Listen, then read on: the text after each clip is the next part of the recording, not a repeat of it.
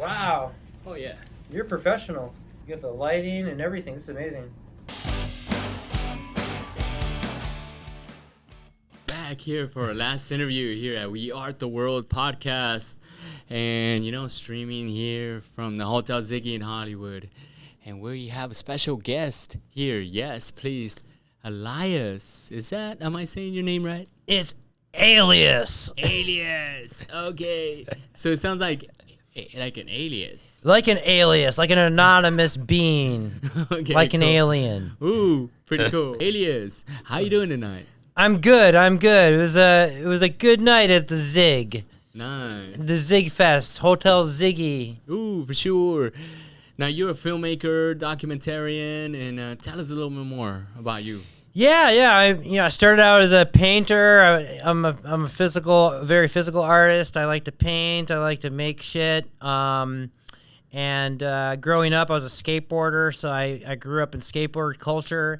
A lot of like broken hands and wrists and scraped knees and art and bad brains. And I grew up with the punk rock era, the early 80s. Cool. Now you were just telling me a story about Zappa, and I want to hear a little bit about that. Yeah, like I was, just kind of just jump in real quick. I was born in Green Bay, Wisconsin, and I grew up. Cool. I grew up in Ohio, and I left there and I went on a trip, and was down in Florida for a hot minute, and I wasn't feeling the vibe, so I took a road trip out to New Mexico. Ooh. And my car broke down. Uh-huh. And I got stranded. Okay. In the land of entrapment. Ooh. It's actually the land of enchantment, but the land of entrapment. And I was stuck in Tahoe, New Mexico. And we're getting to the Frank Zappa here. So like I didn't have a place to stay, and I met this guy, and he invited me to stay at his place, and he was living in one of the first Earth ships.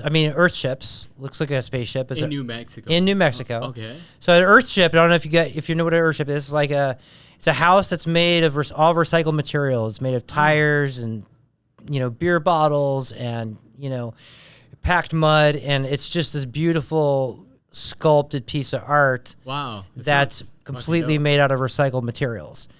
And and it was a experiment in the experimental stage in 1996. I was with a friend, and I decided to drop acid, and I was having a kind of a trippy vibe, and we played some Frank Zappa, and we're listening to Zappa, and I looked up, and I saw a spaceship. Oh, dang. And it was like, what is that thing, And it was like yellow and green and blue and red and in the skies. And it's like white, and it just kept like popping all these different colors. And I was like, it's a spaceship. Wow. And I had this like telepathic spiritual connection to this thing. And it was literally my first experience of maybe another dimension.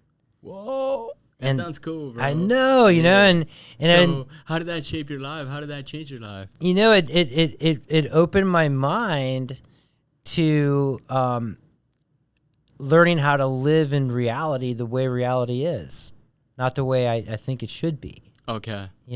So always outside the box, thinking there's something else out there. Yeah. And at that time, I was smoking a lot of pot, and I was drinking a lot, and I was taking a lot of psychedelics and a lot of mushrooms, and I was kind of like, I wasn't a very sober guy at that time.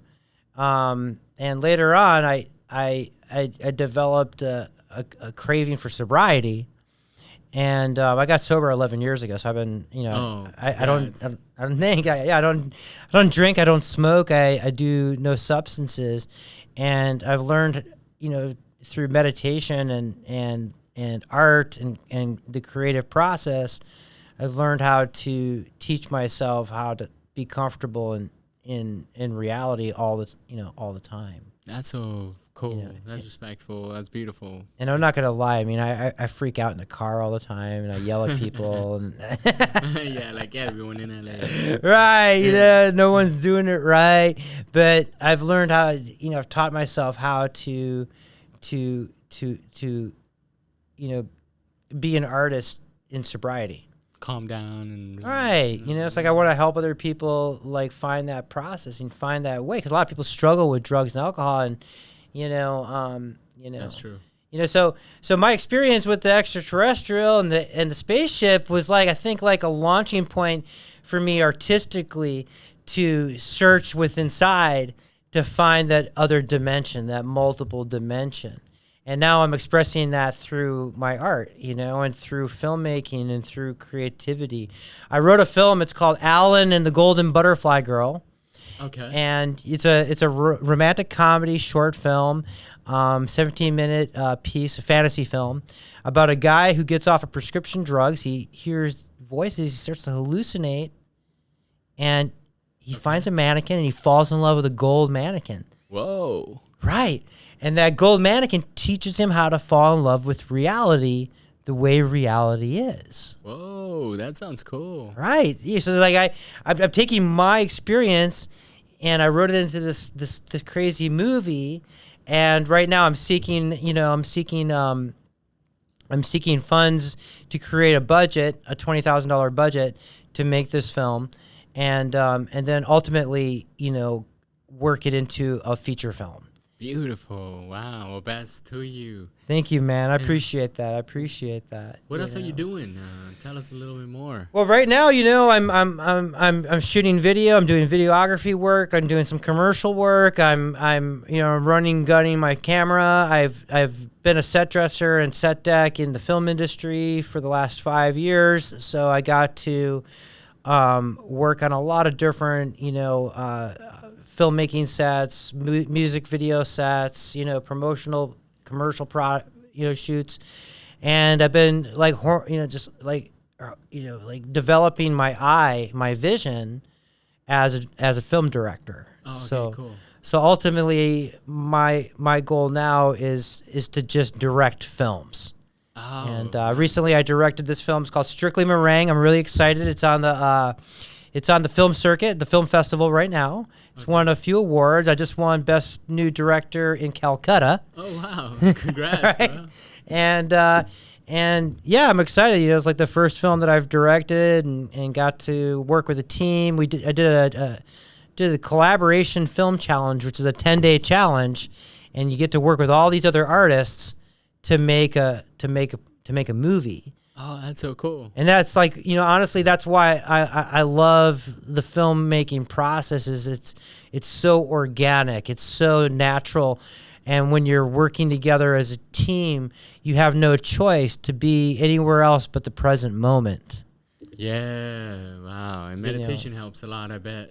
Right. Well, yeah, and also just learning how to be in a meditation in the present, you know, and finding that space in the present when you're doing...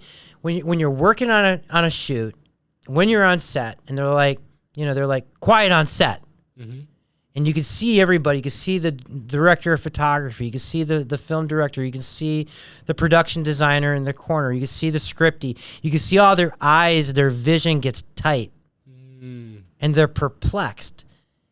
It's a spiritual experience for me, because what's happening at that moment in time is that collectively, everybody's in the moment. Oh, wow. That's cool. And that's powerful. That's powerful. And that's what we need right now. We need to find that space and time where we're always in the present moment,